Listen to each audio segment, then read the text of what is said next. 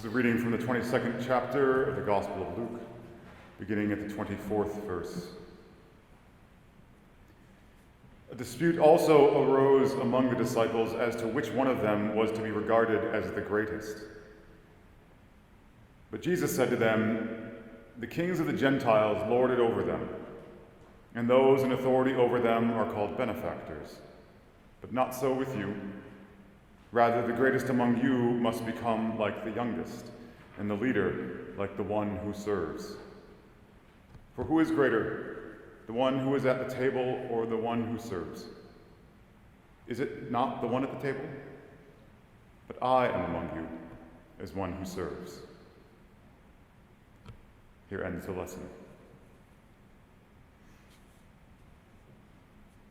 Those of you who might have joined us for morning prayers last year know that I like to remember saints from my tradition when I come up here and speak before you. And tomorrow we remember one of the earliest Christian saints, Phoebe. Phoebe, we know almost nothing of Phoebe. Phoebe is a first century woman who is mentioned by Paul in his letter to the Romans. This foundational letter, this important piece of early Christian theology. Phoebe was from Cenchreae, which is now and then also was a village in Corinth. She was part of the Corinthian Christian community. And as I said, we know almost nothing about her. All we know is that she was important to Paul and to the community. And we also know that he called her a deacon. More on that in a minute. So Paul, when he was writing his letter to the Romans, had never been to Rome, but he was hoping to raise monies from the Roman community for a mission to Spain. There were two other women with him in Corinth, fellow tent makers, called Priscilla and Aquila, who were from Rome and had been expelled with other Jews in the year 49 by Emperor Claudius. So because of Priscilla and Aquila, Paul knew about the Roman community, knew there was a church there, and wanted to write to them. And he sent this letter, and scholars believe, there's some contest, some argument, but scholars believe that he gave it to Phoebe, and that Phoebe carried it to Rome.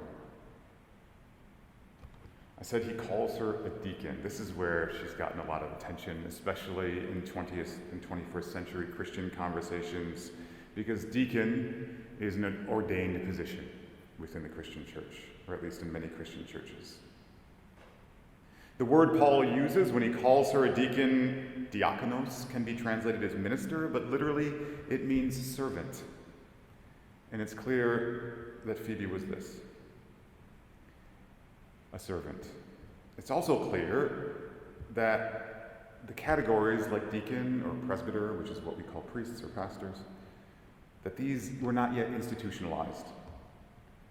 And when institutionalization came, it conspired with Christianity's patriarchal bones to exclude women from those positions. But we know that early women in the church were called deacons.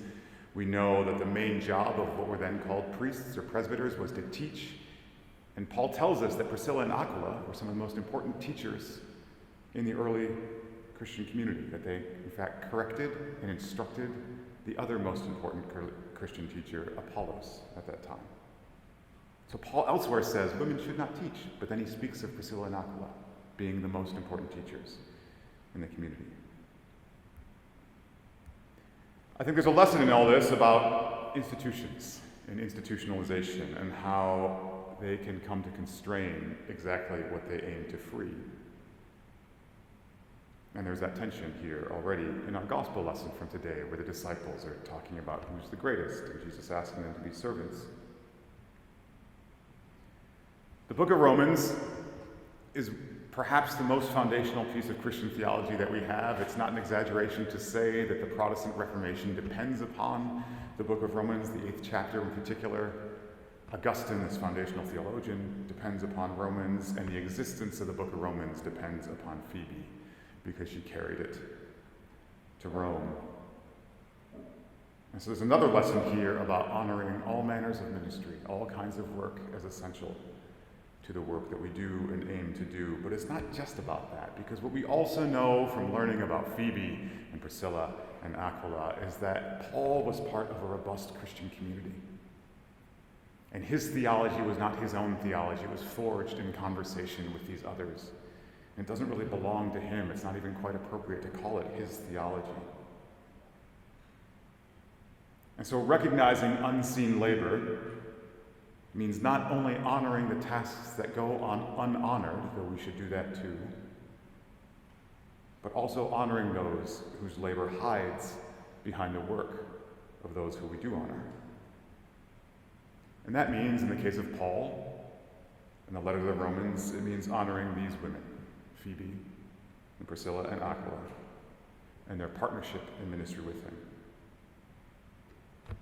We are embarking upon a new year here at Harvard, a year in which many of us, perhaps all of us, hope to do good work, even great work, to accomplish good and great things. It's important then to have a figure like Phoebe to remind us to be grateful for all those who make our work possible. Gratitude and recognition are good virtues with which to begin a year of high aspirations and ambition. And so it is appropriate this day that we remember Phoebe and her essential silent presence at the foundation of our faith.